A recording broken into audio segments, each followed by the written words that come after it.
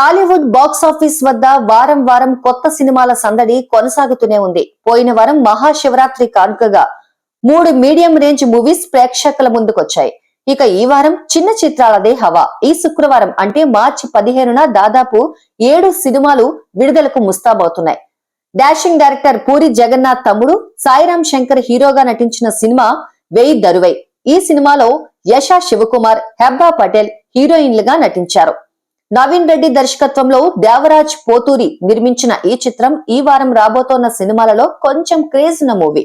వెయ్యి దరువై సినిమా 2.5 గంటల పాటు ప్రేక్షకులకు పక్కా ఎంటర్టైన్మెంట్ అందిస్తుందని చిత్ర బృందం కాన్ఫిడెంట్ గా చెబుతోంది. దర్శకేంద్రుడు రాఘవేంద్రరావు శిష్యుడు యాటా సత్యనారాయణ దర్శకత్వంలో రూపొందిన చిత్రం రజాకార్. బాబీ సింహ, వేదిక, అనుష్య త్రిపాఠి, ప్రేమ, ఇంద్రజ, మకరన్ దేశ్ పాండే, అనసూయ ప్రధాన పాత్రలు పోషించిన ఈ చిత్రాన్ని గూడూరు నారాయణ రెడ్డి నిర్మించారు.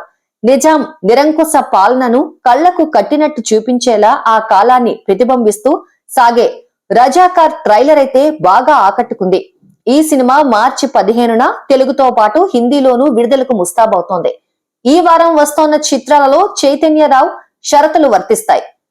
త్రిగుణ్ హీరోగా నటించిన లైన్ మ్యాన్, అనన్య నాగల్లా ప్రధాన పాత్రలో రూపొందిన హారర్ థ్రిల్లర్ తంత్ర, బిగ్ బాస్ దివి నటించిన లంబసింగి కూడా ఉన్నాయి. మరో చిన్న చిత్రం రవికుల రఘురామ ఈ శుక్రవారమే ప్రేక్షకుల ముందుకు రాబోతోంది.